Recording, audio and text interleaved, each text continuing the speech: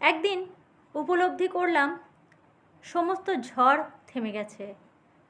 মনটা কেমন যেন শান্ত নদীটির মতো ধীর স্থির। এক অনাবিল প্রশান্তির চাদরে ঢেকে আছে আমার অবয়ব।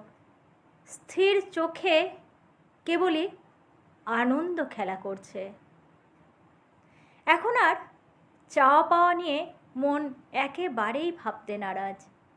কে ছিল, কে গেল, কেই বা তাচ্ছিল্য করলো, এসব ভাবনা আর ঠাঁই পায় না। অতীতকে যত ছেড়ে দেওয়া যায় মন ততই শান্ত হয়। স্মৃতি আঁকড়ে থাকার যে বড় যন্ত্রণা। যেটুকু আছে, যারা আছে সেগুলোকে গ্রহণ করে নিলেই মনের মধ্যে অদ্ভুত একটা শান্তি আসে।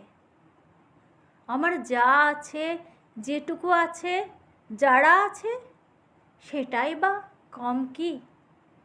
যা পেয়েছি সেটুকুই আমার জন্য প্রাপ্য।